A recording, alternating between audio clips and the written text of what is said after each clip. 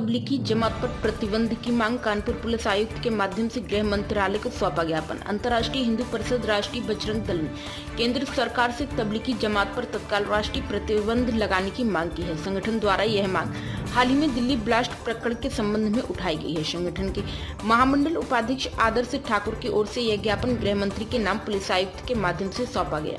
ज्ञापन में आरोप लगाया गया कि खुफिया एजेंसियों की रिपोर्ट के अनुसार तब्लीगी जमात की गतिविधियां युवाओं को धार्मिक कट्टरता और संभावित आतंकी गतिविधियों की ओर धकेल रहे हैं।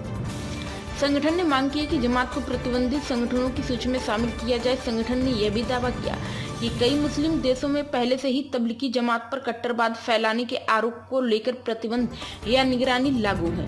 पत्र में कहा गया है कि भारत में भी इसकी गतिविधियां सामाजिक सद्भाव और राष्ट्रीय सुरक्षा के लिए खतरा पैदा कर सकती हैं। ज्ञापन में सरकार से तब्लीगी जमात के वित्तीय स्रोत और संपत्तियों की विस्तृत जाँच करने की मांग भी की गई है, ताकि किसी भी बाहरी वित्त पोषण की स्थिति स्पष्ट हो सके।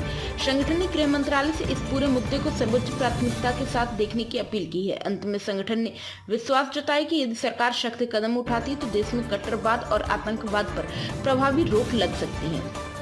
प्राइम संदेश न्यूज से संवाददाता सावेज आलम की रिपोर्ट। क्या नाम है?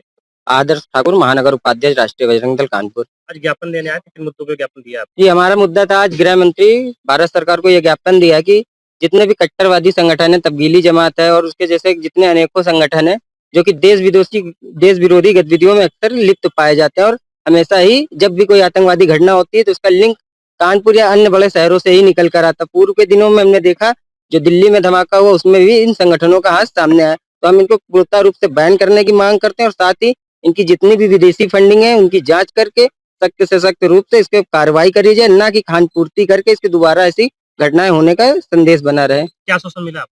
कि आश्वासन मिला है कि बताया कि गृह मंत्री जी को आपका ज्ञापन पहुंचाया जाएगा और अगर नहीं होता है तो हम आगे इस मुद्दे को लेकर और भी बड़े रूप से धरना प्रदर्शन करेंगे।